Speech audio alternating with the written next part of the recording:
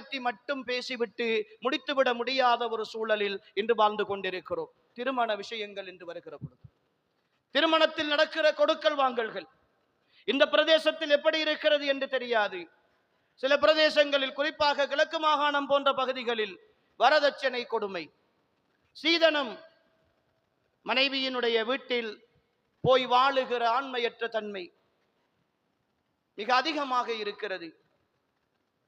அன்புக்குரியவர்களே, ஒரு பாலஸ்தீன் நாட்டை இஸ்ரேல் கைப்பற்றி கொண்டான், அநியாயமாக பறித்து கொண்டான் என்று போராடுகிற அந்த சமுதாயத்திற்காக கவலைப்பட்டு பிரார்த்தனை செய்கிறோம். அவர்கள் அழிந்து போக வேண்டும், இஸ்ரவேலர்கள் அழிந்து போக வேண்டும் என்பதற்காக ஒவ்வொரு பிரார்த்தனைகளிலும் அல்லாஹ்விடத்திலே கேட்கிறோம்.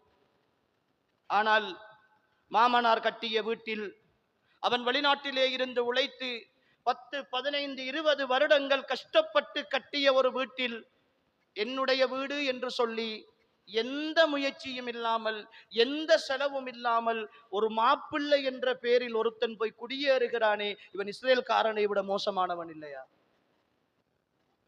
இவன் செய்கிற அநியாயம் பெரியோர் அநியாயம் இல்லையா? என்னுடைய சொத்து இல்லாததற்கு எப்படி நான் உரிமை கொண்டாட முடியும்? எப்படி அதில் வாழ முடியும்? அடுத்தவனுடைய சொத்தல்லவா, அடுத்தவனுடைய வியர்வை அல்லவா? அவன் பட்ட அத்தனை கஷ்டங்களும் அதிலே இருக்கிற பொழுது, அவன் உழைத்தவன், கஷ்டப்பட்டவன் ஏதோ ஒரு குடிசையில், ஒரு ஓலை வீட்டில், ஒரு உடைந்த வீட்டில் வாழ்ந்து கொண்டிருக்கிறான். மணமகன் என்பதற்காக மாடி வீடு கட்டி வாழ்ந்து கொண்டிருக்கிறான். அவன் சொகுசாக தூங்குகிறான். அவன் தூங்குவதற்கு ஒரு மெட்ரஸ் கூட இல்லாமல் கஷ்டப்பட்டு கொண்டிருக்கிறான்.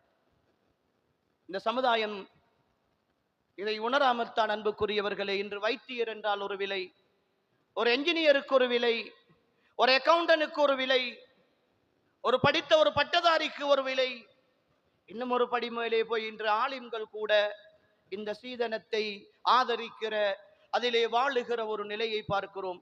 இவைகளெல்லாம் அன்புக்குரியவர்களே, மனதால் யோசிக்கிற வரைக்கும் பிரச்சாரங்களால் மாற்றம் வரப்போவது கிடையாது. மனதால் திருந்துகிற வரைக்கும் மாற்றம் வரப்போவது கிடையாது. இவன் தொழில் செய்வதற்காக திருமண பேச்சுவார்த்தையின் பொழுது மணமகளுடைய வீட்டிலே பேசுகிறான். மாப்பிள்ளுடைய தொழிலுக்கு நீங்கள் இத்தனை லட்சம் ரூபாய் கொடுக்க வேண்டும். பிச்சை எடுக்கிறான். இவன் கொடுத்து வைத்த காசா? என்ன அடிப்படையில் அதை எடுப்பான்? கடனாக கேட்டல் என்பது ஒரு விஷயம். மாப்பிள்ளை என்ற டிமாண்டை வைத்து, ஒரு வைத்தியர் என்கிற, ஒரு படித்தவன் என்கிற, அல்லது ஒரு பணக்காரர் என்கிற டிமாண்டை வைத்து அந்த பிள்ளைக்குடைய வீட்டிலே போய் காசு கேட்டு அதன் மூலமாக அந்த திருமணத்தை முடித்து அதிலே அவன் பொருளாதாரத்தை சம்பாதித்து வாழுகிற இந்த வாழ்க்கை ஹலாலானதா அன்புக்குரியவர்களே? எப்படி அது ஹலாலாக இருக்க முடியும்? பெண் வீட்டார் வாங்கி கொடுக்கிற காரிலே சந்தோஷமாக சிரித்து கொண்டு போகிற ஒரு மணமகனுக்கு உள்ளத்திலே உறுத்தல் வரக்கூடாதா? இன்னொருவனுடைய பொருளாதாரத்தில் நான் வாழ்ந்து கொண்டிருக்கிறேன் என்கிற பயம் வரக்கூடாதா? நாளை மறுமையில் மஹ்ஷருடைய வழியில் மாமனார் வந்து கேள்வி கேட்க மாட்டானா? அங்கு யானப்சி யானப்சி, இங்கு மகளுக்காக எல்லாம் செய்கிறான். மஹ்ஷருடைய வழியில் மகளையும் பார்க்க மாட்டான், மருமகனையும் பார்க்க மாட்டான். அவனுடைய வாழ்க்கையை பார்க்கிற நேரத்தில் அவன் அல்லாஹ்விடத்தில் முறையிடுவானே, யா அல்லாஹ், 10 வருடம் 20 வருடம் வெளிநாட்டிலே இருந்து உள்நாட்டிலே இருந்து நான் கஷ்டப்பட்டு சேர்த்து நான் சிறுக சிறுக கட்டிய வீட்டை அநியாயமாக என்னிடத்திலே இருந்து இவன் பறித்துக் கொண்டு அந்த வீட்டிலே நான் கஷ்டத்தோடு இருக்கிற பொழுது இவன் சந்தோஷமாக வாழ்ந்தான். யா அல்லாஹ், இவனுடைய நன்மைகளை எல்லாம் எனக்கு தந்துவிடு என்று கேட்டால், அன்புக்குரிய மாப்பிள்ளைமார்களே, அன்புக்குரிய ஈமானிய உறவுகளே, என்ன பதில் சொல்ல போகிறோம் அல்லாஹ்விடத்தில்? என்ன பதில் சொல்ல போகிறோம் அல்லாஹ்விடத்தில்? கொடுக்கல் வாங்கல்கள், பொருளாதார சம்பாத்தியங்கள் அன்புக்குரியவர்களே எப்படியாவது வந்தாலும் எப்படி இருந்தாலும் வாழ்ந்துவிட்டு போகிற இந்த வாழ்க்கை எனக்கும் உங்களுக்கும் அழகானது அல்ல.